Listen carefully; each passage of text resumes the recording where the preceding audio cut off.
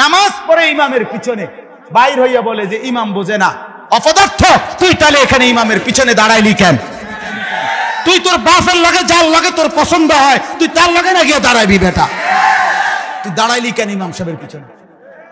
কথা বলেন না কেন? ইমাম সাহেব সহি হাদিস জানে না তো তুই জানো তো তুই ইমাম হও না কেন? তুমি ইমাম হও না কেন?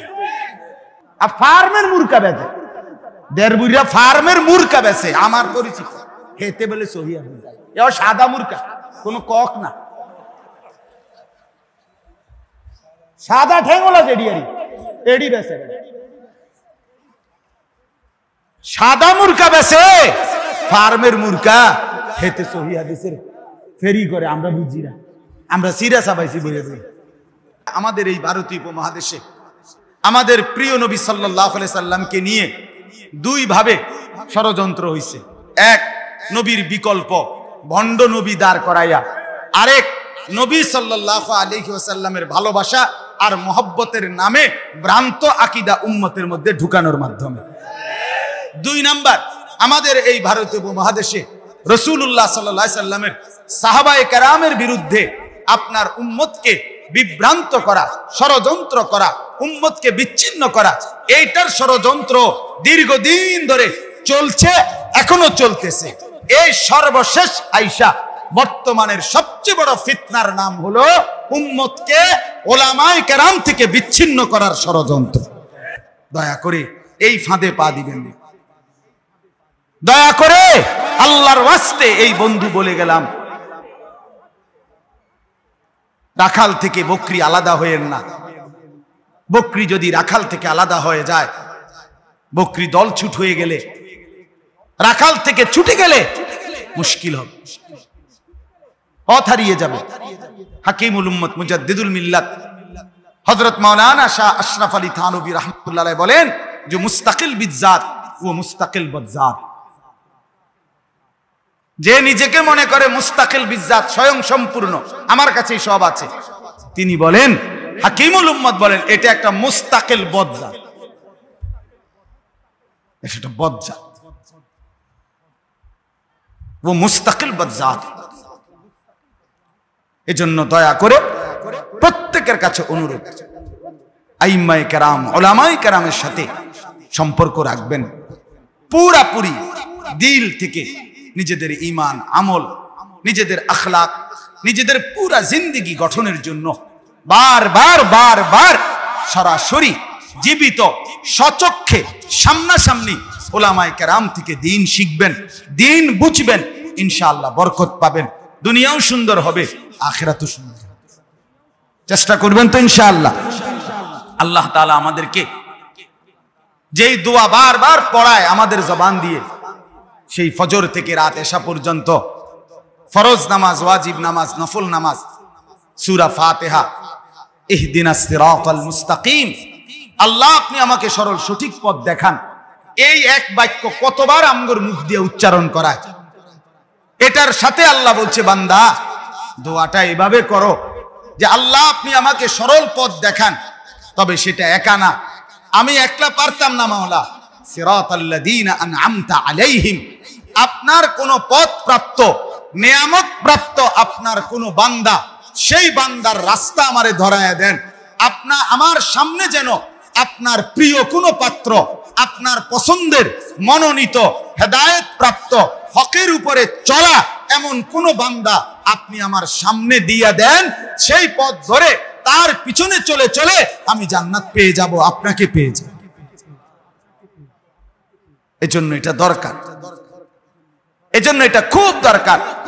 আপনাদের কাছে অনুরোধ করলাম, যারাই বুঝছেন, অনুভব করছেন, আপনাদের কাছে অনুরোধ, আপনারা আপনাদের উলামায়ে কেরাম নিজ নিজ এলাকায়, হুজুর সব চিটাগাং থেকে আসতে হবে, হুজুর সব ঢাকা থেকে আসতে হবে, হুজুর সব কুমিল্লা ক্যান্টনমেন্ট থেকে আসতে হবে, এটা জরুরি না। ওয়ালি কুল্লি কওমিন হাদ, আল্লাহ তাআলা কোরআনে বলছে প্রত্যেক কওমের জন্য আল্লাহ তাআলা পথ প্রদর্শক রেখেছেন। তাহলে প্রত্যেক অঞ্চলের উলামায়ে কেরাম ওই অঞ্চলের মানুষের পথ প্রদর্শক। কথা বলেন, বুঝলেন কিনা বলেন? কোরআনে আছে আল্লাহ তাআলা জাহান্নামীদেরকে দুইটা কথা বলবে, দুইটা প্রশ্ন করবে। আওয়ালাম নুআম্মিরকুম মা ইয়াতাযাক্কারু ফীহি মান তাযাক্কারা। আল্লাহ বলবে জাহান্নামীকে, নাফরমান, বলো যে পরিমাণ হায়াত দিলে তুমি নেক আমল করতে পারতা, আমি কি তোমাকে ওই পরিমাণ সময় হায়াত দেই নাই? কথা বলেন না কেন? 60 বছর বয়স হইল, 40 বছর বয়স হইল, তবুও আল্লাহকে চিনবার সময় হয় নাই। 25 বছর তাগড়া জওয়ান, আল্লাহকে চিনার টাইম হয় নাই। আল্লাহ বলেন আমি কি সেই পরিমাণ হায়াত দেই নাই যে পরিমাণ হায়াত পেলে নসিহত নিতে পারতা? আর 2 নাম্বার, দ্বিতীয় প্রশ্ন আল্লাহ করবে, ওয়াজাআকুমুন নাযীর, তোমাদের প্রত্যেকের কাছে আমি আল্লাহর পক্ষ থেকে আমার ভয় প্রদর্শনকারী বান্দা, জাহান্নামের ভয়, আখিরাতের ভয়, আল্লাহর ভয়, কবরের ভয়, আযাবের ভয় দেখানোর মতো পথ প্রদর্শক, ভয় প্রদর্শন বানকারী বান্দা আমি কি তোমার কাছে পাঠাই নাই? তখন আপনি কি বলবেন? আল্লাহ তো জিজ্ঞেস করবে, বলো বান্দা, কোন ইমাম, কোন খতিব তোমাকে বলে নাই জাহান্নামের কথা? বলেন না? বলে নাই আপনাদেরকে? আমাদের মসজিদগুলোর ইমাম সাহেবরা আপনাদেরকে আখিরাতের কথা বলে না? আপনাদেরকে জাহান্নামের কথা বলে নাই? আপনাদেরকে জান্নাতের কথা বলে নাই? তাইলে আল্লাহ বলেন আমি প্রত্যেকের কাছে নাজির পাঠিয়েছি, ভয় প্রদর্শনকারী পাঠিয়েছি। এই আয়াতের তাফসীরের আলোকে এই কথা স্পষ্ট। প্রত্যেক অঞ্চলের যারা ইমাম, প্রত্যেক অঞ্চলের যারা উলামায়ে কেরাম, তারা ওই অঞ্চলের নাজির, ওই অঞ্চলের মানুষের জন্য আল্লাহর পক্ষ থেকে ভয় প্রদর্শনকারী বান্দা। এজন্য দয়া করে নিজ নিজ উলামায়ে কেরামকে কদর করবে। বলেন ইনশাআল্লাহ, বলেন ইনশাআল্লাহ, তাহলে উপকৃত হবেন। আমি নিজের চোখে দেখছি, আমার খুলনার হযরত, গত মাসে আমি হযরতের সাথে যশোর সফর করছি। হযরত বয়ান করতেছেন মসজিদে, মাগরিব বাদ। মসজিদের ইমাম সাহেবরে হযরত সামনে বসাইয়া মসজিদের মুসল্লি বললেন যে আপনারা এই মসজিদের মুসল্লি কারা কারা? তো সবাই হাত তুলছে যারা, বলছে আপনাদের এই ইমাম আল্লাহওয়ালা, আমি সাক্ষী দিলাম আপনারা এখন তার কাছ থেকে দিন শিখবেন, কোরআন সুন্নাহ শিখবেন, এলেম আমল মাসাইল শিখবেন, এই ওয়াদা, এই বায়াত এখন করো। সভাপতি সাহেবরে বলছে আমনে 1 নম্বরে আমনে হাত দেন। সবাই হুজুরের, ইমাম সাহেব হুজুরের হাতে, হযরতের সামনে আমরাও বসা, ওই ইমাম সাহেবের হাতে সবাই বায়াত হয়েছে। হযরত বলছেন যে এটা জরুরি, আজকে উম্মতকে ষড়যন্ত্র চলতেছে, ষড়যন্ত্র। নামাজ পড়ে ইমামের পিছনে বাইর হইয়া বলে যে ইমাম বোঝে না, অপদার্থ, তুই তাহলে এখানে ইমামের পিছনে দাঁড়াইলি কেন? তুই তোর বাপের লাগে, যার লাগে তোর পছন্দ হয়, তুই তার লাগে না গিয়ে দাঁড়াইবি বেটা, তুই দাঁড়াইলি কেন ইমাম সাহেবের পিছনে? কথা বলেন না কেন? ইমাম সাহেব সহিহ হাদিস জানে না, তো তুই জানো, তো তুই ইমাম হও না কেন? তুমি ইমাম হও না কেন? আশ্চর্য, এত বড় জালেম মানুষ হয় কেন? আমি যার পিছনে নামাজ পড়ছি, সালাম ফিরাইয়া তুমি তার ব্যাপারে মন্তব্য করছো, বেটা জানে না। আর ফার্মের মুরকা বেচে, দেড়বুড়িয়া ফার্মের মুরকা বেচে, আমার পরিচিত, খেতে বলে সহিহ হাদিস, এও সাদা মুরকা, কোনো কক না, সাদা ঠেঙ্গলা জেডিয়ারি, এডি বেচে, সাদা মুরকা বেচে, ফার্মের মুরকা খেতে সহিহ হাদিসের ফেরি করে। আমরা বুঝি না, আমরা সিরা সাবাইছি বলে বলি।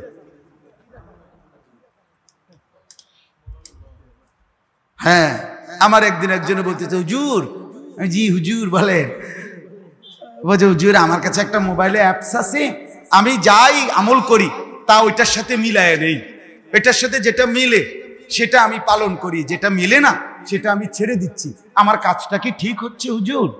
আমি বুঝি আমার জানা না। হুজুর আপনি কি রাগ করলেন? আমি না, রাগও করি নাই, রাগও করি নাই।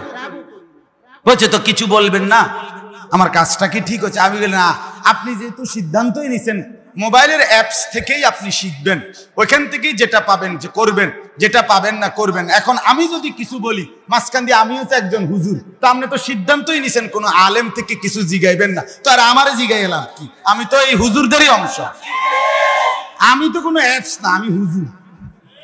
কথা বলেন না কেন?